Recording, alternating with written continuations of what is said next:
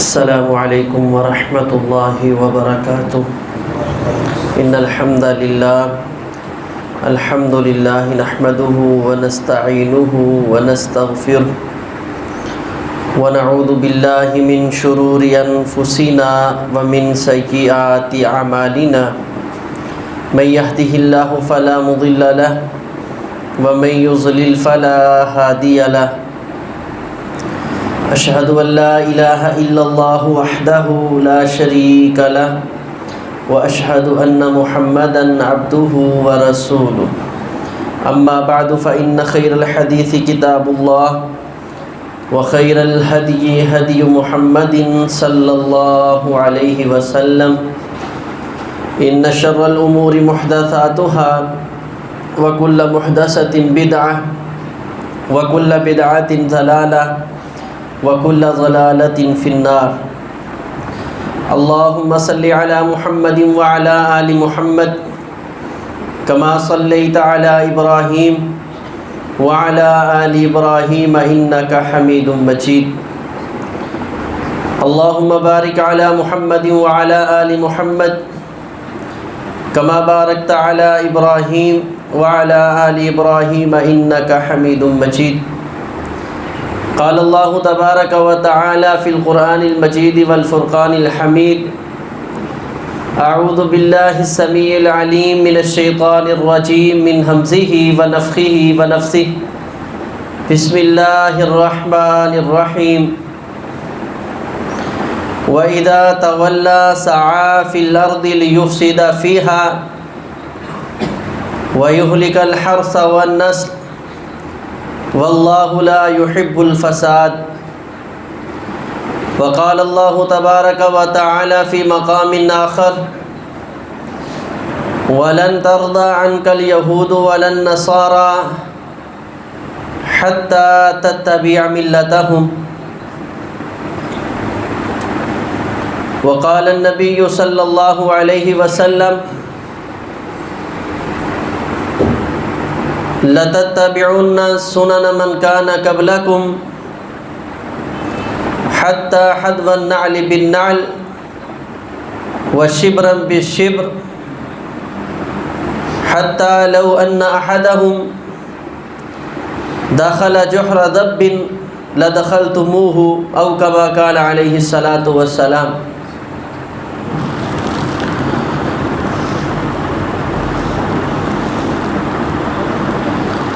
حضرت ابراہیم علیہ السلام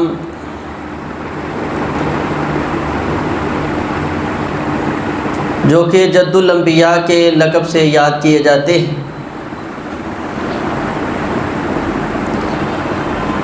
اللہ تبارک و تعالی نے ان کو اخیر عمر میں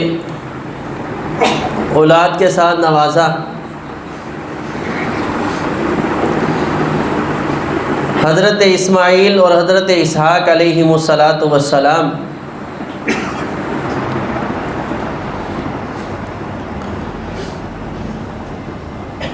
یہ دونوں بیٹے ایک اس دور کے ملک شام کے اندر جا بسے اور دوسرے حجاز کے علاقہ میں۔ پھر اسحاق علیہ السلام سے حضرت یعقوب علیہ السلام اور یعقوب علیہ السلام کو اللہ تبارک و تعالی نے 12 بیٹوں کے ساتھ نوازا۔ حضرت یوسف علیہ السلام کا واقعہ آپ تفصیل کے ساتھ کئی مرتبہ علماء سے سن چکے۔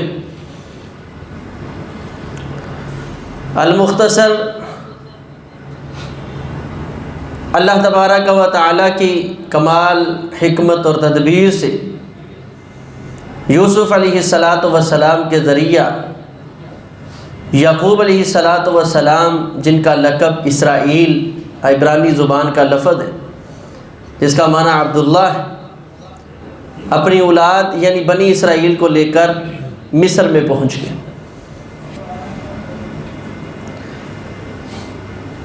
اب یہ قوم کئی ایک دور تک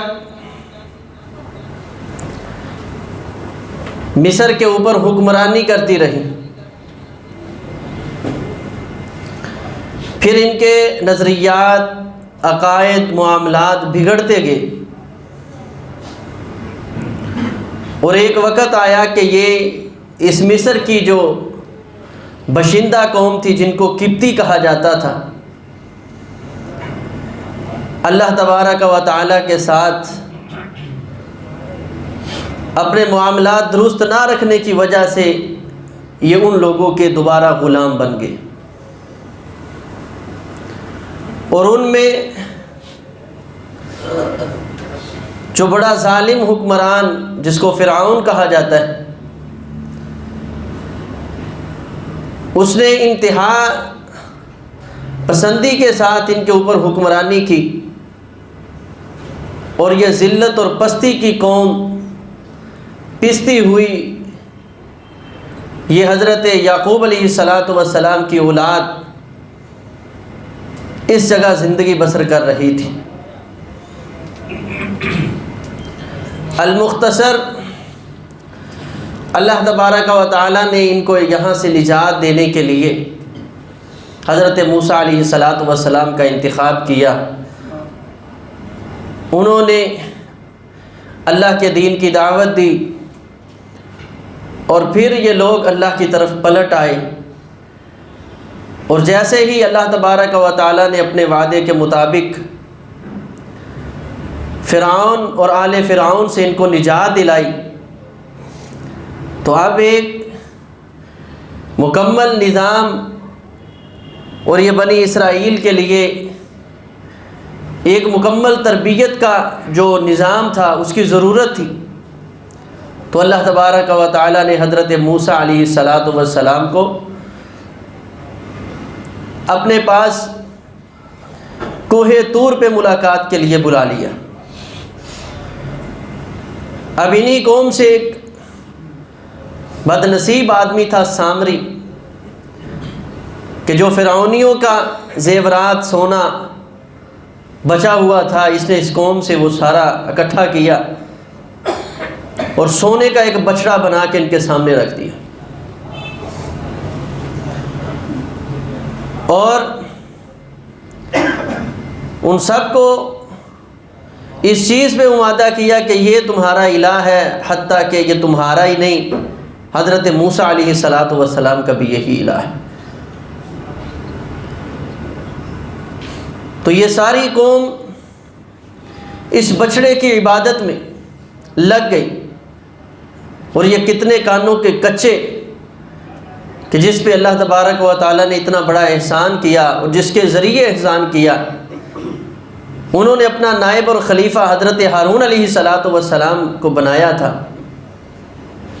ان کا حکم دیکھنا تو بڑی دور کی بات، ان سے مشورہ کرنا تو بڑی دور کی بات. ان بد نصیبوں نے حضرت ہارون علیہ السلام نے جو پھر اظہار کیا کہ اگر میں ان کو روکتا تو قریب تھا یہ مجھ کو قتل کر دیتے. اس قدر چند دنوں میں 40 دن کی ملاقات کا وقت تھا، اس دورانیہ میں اس نے اس کو بنایا بھی تھا، اس کو ان کو دعوت بھی دی، اور یہ سارے کے سارے بد نصیب اس کی عبادت میں لگ گئے.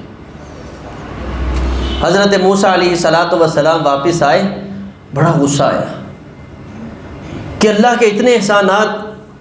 آپ کو پتہ ہے کہ جب ان کو فرعون سے نجات دلائی گئی ہے تو عام نہیں، پانی سمندر کو اللہ نے راستہ بنایا، آگے چلے ہیں، پیاس لگی، تو حضرت موسیٰ علیہ السلام نے عام پتھر پہ عصا مار کے کہنے لگے ایک چشمے سے نہیں پئیں گے، ہمارے 12 قبائل ہیں، الگ الگ پئیں گے. اللہ نے 12 چشمے جاری کر دی. بھوک لگی ہے، منسلوہ نازل کیا ہے، دھوپ میں چلا نہیں جاتا، اللہ نے بادلوں کو حکم دیا جس جگہ چلتے ہیں ان کے اوپر سایہ کر. یہ اتنی بے قدری قوم ہے کہ اتنے اللہ تعالیٰ کے احسانات لیے ابھی مہینے نہیں دن گزرے، اور ایک آدمی کے کہنے پہ اللہ کے ساتھ کھلی بغاوت پہ آمادہ بھی ہو گئے. موسیٰ علیہ السلام کو بڑا غصہ آیا. حتیٰ کہ حضرت ہارون علیہ السلام سے فطری تقاضوں کے مطابق جھگڑے، بعد میں مصلحت ہوئی، اپنی قوم کو دوبارہ دعوت دی۔ اللہ تبارک و تعالی نے ان کی توبہ کے لیے اعلان کیا کہ یہ اپنے اپنے نفسوں کو قتل کریں جنہوں نے ان کی عبادت شروع کر دی تھی۔ پھر ان کی توبہ جو ہے قبول ہوگی۔ تو اس وقت جن لوگوں نے ان میں سے توبہ کی تھی سچے دل کے ساتھ، اخلاص کے ساتھ، ان کو یہودی کہنا شروع ہو گئے۔ یہ لفظ ہود سے ہے جس کا معنی ہوتا ہے لوٹنا، واپس پلٹنا۔ تو یہ لوگ اللہ کی دین کی طرف واپس لوٹ آئے، حضرت موسیٰ علیہ السلام کی دعوت کی طرف واپس لوٹ آئے۔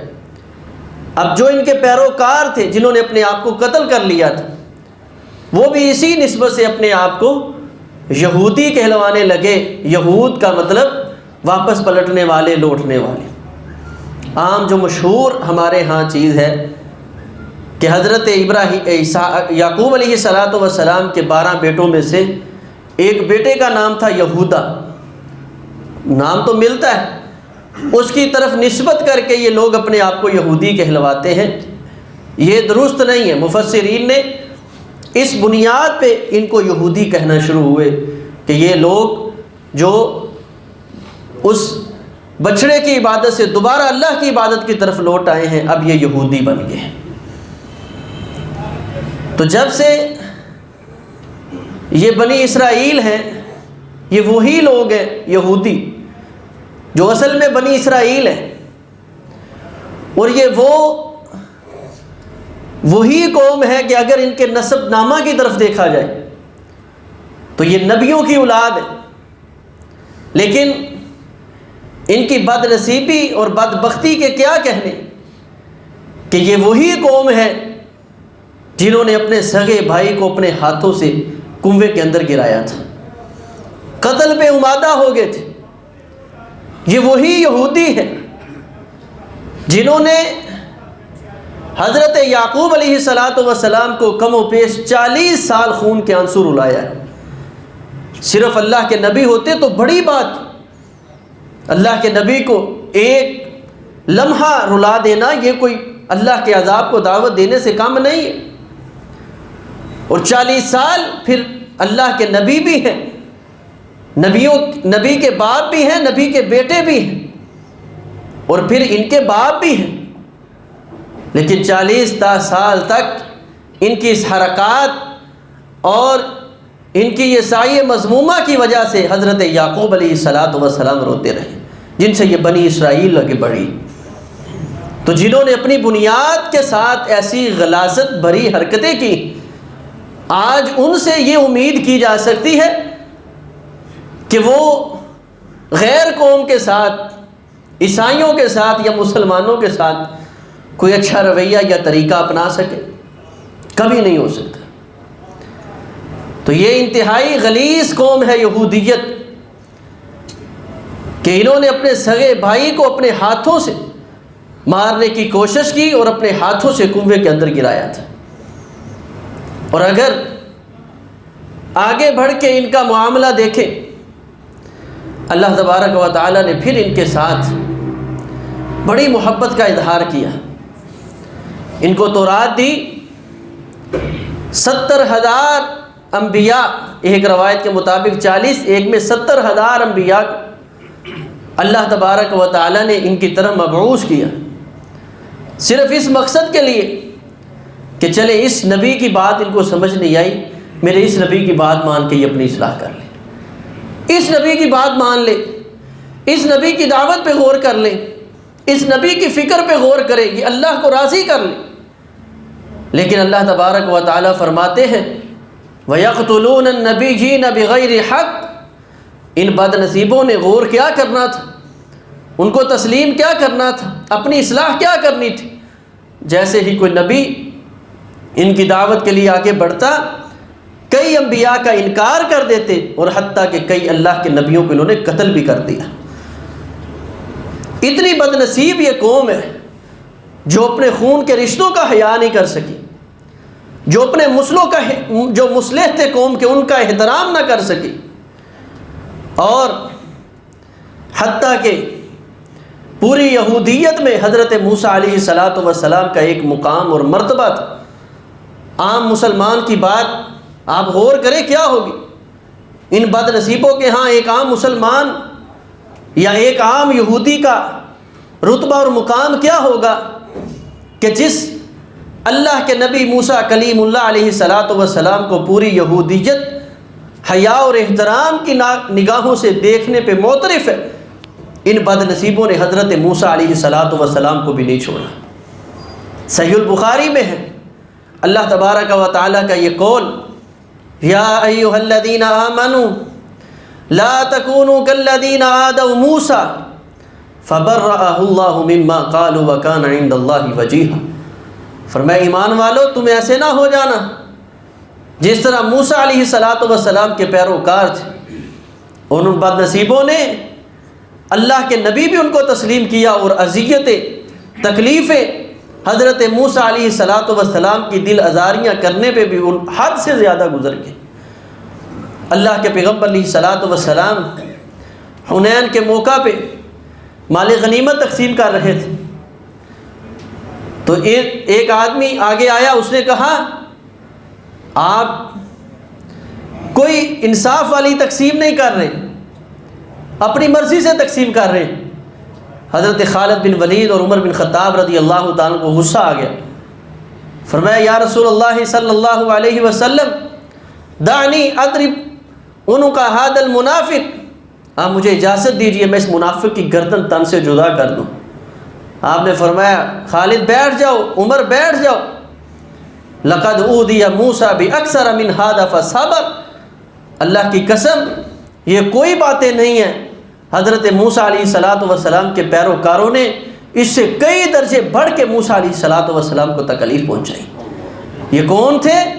یہ یہودی تھے جو ایک طرف موسیٰ علیہ السلام کو اللہ کا نبی بھی تسلیم کرتے تھے اور ایک طرف ان کے کردار پہ، ان کی ذات پہ، ان کی بات پہ حملے بھی کرتے تھے، حتیٰ کہ صحیح البخاری کی ایک روایت کی روشنی میں اس حد تک حملے کیے کہ شوشہ اڑا دیا کہ ہے ہمارے نبی لیکن نعوذ باللہ یہ مرد نہیں ہے، یہ زنانہ ہے۔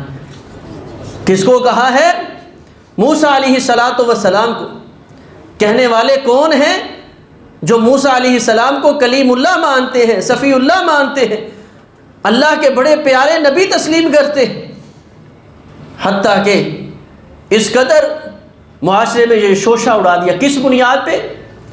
کہ موسیٰ تو ہمارا نبی ہے، ہر بات ہم تیری تسلیم کرنے کو تیار ہیں، ہمارے اندر ایک نفسی خواہشات ہے، اس کی بنیاد پہ ہمارا ایک کلچر ہے، ایک سسٹم ہے کہ ہم ہفتہ وار اکٹھے حمام کے اندر غسل کرتے ہیں، جیسے ہمارے ٹیوبل وغیرہ پہ یہ سسٹم ہے، ایسے ہم وہاں غسل کرتے ہیں اور وہاں بالکل ننگے ہو کے غسل کرتے ہیں، مرد ہی ہوتے ہیں، اس میں کون سی بات ہے؟ تو آپ بھی ہمارے ساتھ آئیں اور ادھر غسل کیا کریں۔ حضرت موسیٰ علیہ السلام نبی حیا کے پیکر ہوتے، فرمانے لگے میری حیا اور غیرت اس بات کا اجازت نہیں دیتی کہ میں ایسے جا کے سر عام ننگے ہو کے غسل کروں، میں اللہ کا نبی ہوں۔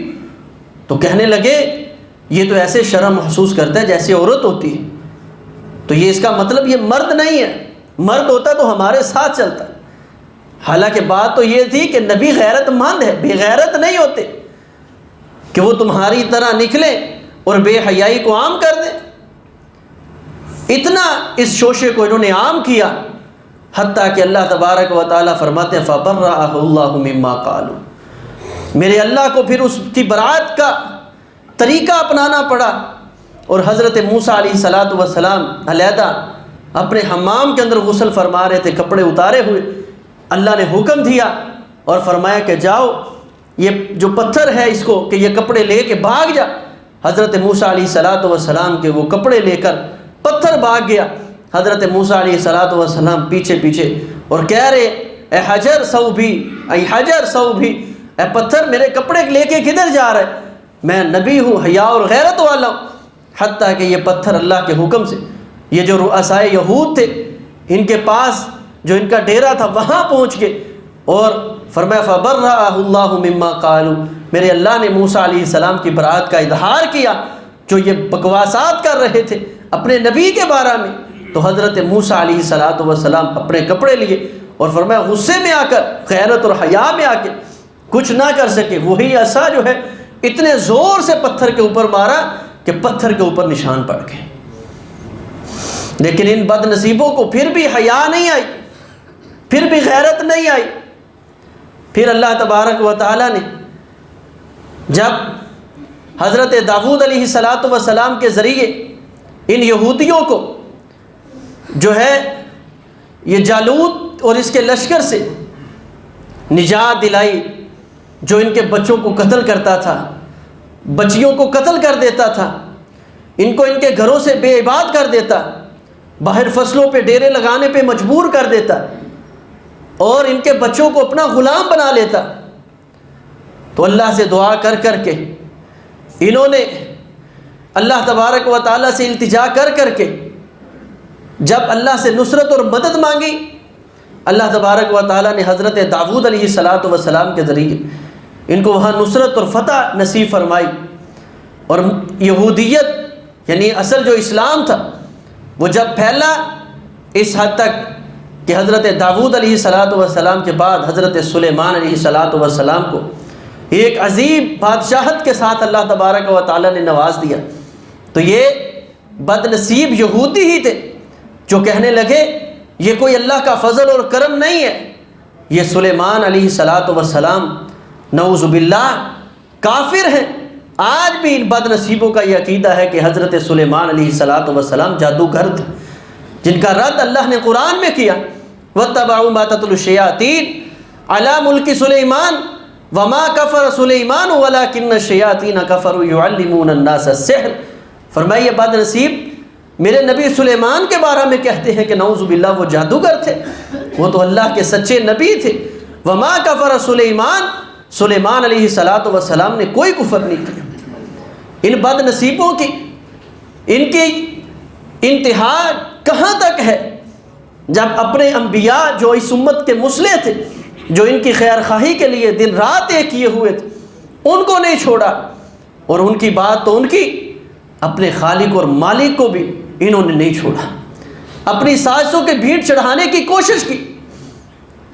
نبی علیہ السلام مدینہ میں آئے، حضرت ابوبکر صدیق رضی اللہ تعالیٰ عنہ ایک دن یہودیوں کے پاس دعوت دینے کے لیے گئے، تو اب اختلاف تو یہ تھا کہ جناب محمد رسول اللہ صلی اللہ علیہ وسلم نبی تسلیم کرے یا نہ کرے۔ مانتے تو تھے، یعرفونہ کما یعرفون ابناءہم، جیسے اپنے بیٹوں کو پہچانتے تھے اسی طرح اللہ کے پیغمبر علیہ السلام کو بھی پہچانتے تھے، لیکن تسلیم کرے یا نہ کرے۔ حضرت ابوبکر صدیق رضی اللہ تعالیٰ عنہ سمجھایا، اصلاح کی، اور بھائی اللہ نے، یہ اللہ کا فضل ہے، اللہ جس کو چاہے نواز دے۔ تو آپ مانتے ہیں نبی علیہ السلام کی بارہ میں بشارتیں تورات و انجیل میں موجود ہیں، ان کو تسلیم کریں۔ تو ان بد نصیبوں نے اس ضد میں انانیت کی بنیاد کے اوپر رسول اللہ صلی اللہ علیہ وسلم کیا، اللہ کے ساتھ بھی بغاوت اور مخالفت کا جو ہے اعلان کر دیا، اور کیا کہا، وہ اللہ آپ اس کی دعوت دیتے ہیں، تمہارے نبی اس اللہ کی طرف بلاتے ہیں جو نعوذ باللہ فقیر اور محتاج ہے، جو ضرورت مند ہے، ہم سے قرضہ مانگتا ہے۔ حضرت ابوبکر صدیق رضی اللہ تعالیٰ کو غیرت آئی اور منہ کے اوپر زوردار تھپڑ مارا، بد نصیب بات میری حد تک ہوتی شاید میں برداشت کر لیتا، وہ خالق اور مالک تو سب کا ہے، اس کے بارے میں تو بکواس کرتا ہے صرف اپنی انانیت اور ضد کی بنیاد پہ۔ اللہ کے نبی علیہ السلام کے پاس آئے، بدلہ دیجئے، آپ نے فرمایا صدیق کوئی گواہ کوئی نہیں۔ اللہ تبارک و تعالیٰ فرمانے لگے میری غیرت اور حیا میں صدیق کا ہاتھ اٹھائے۔ آج اللہ کی وحی صدیق کے حق میں آئے گی، لقد سمع اللہ قول الذین قالوا ان اللہ فقیر ونحن اغنیاء۔ دنیا کے لوگ سنے یا نہ سنے، صدیق نے جو تھپڑ مارا ہے بالکل حق مارا ہے۔ یہ یہودی دنیا کے غلیظ ترین لوگ ہیں، انہوں نے اپنے نبیوں کو کی حد تک کیا، اپنے رب کی گستاخیوں کرنے سے بھی یہ باز نہیں آئے، یہ بد نصیب ہے۔ اور اگر حضرت عیسیٰ علیہ السلام کا تذکرہ دیکھ لیں، وہ بھی ان کی غلاظتوں سے بھرا ہوا ہے۔ کہیں حضرت عیسیٰ علیہ السلام کو ولد زنا کہنے والے کون تھے؟ یہی بد نصیب ہے۔ حضرت عیسیٰ علیہ السلام کی قتل کی منصوبہ بندیاں کرنے والے یہی یہودی ہیں۔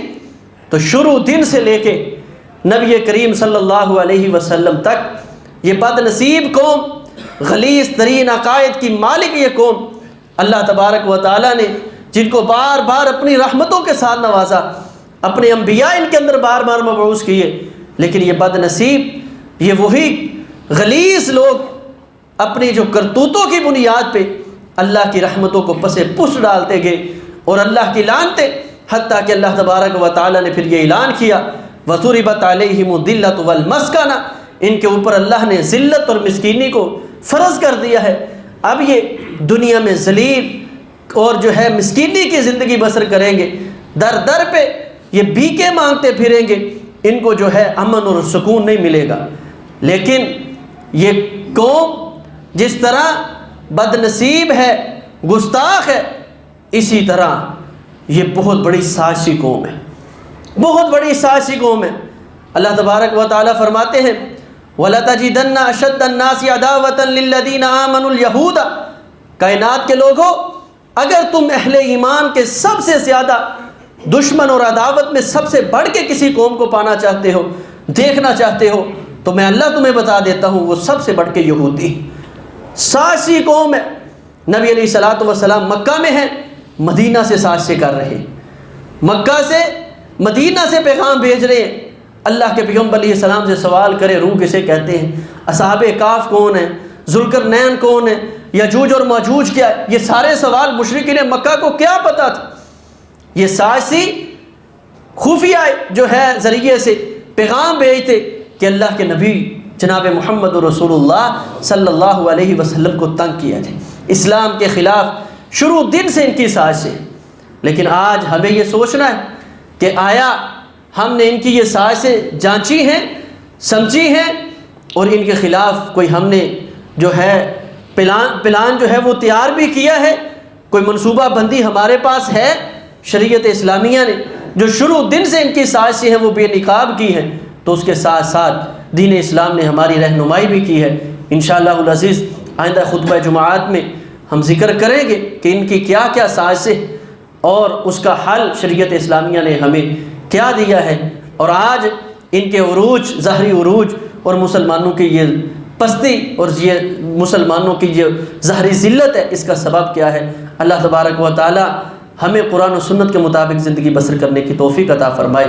اقول قولی ھذا استغفر اللہ لی و لکم ولسائر المسلمین۔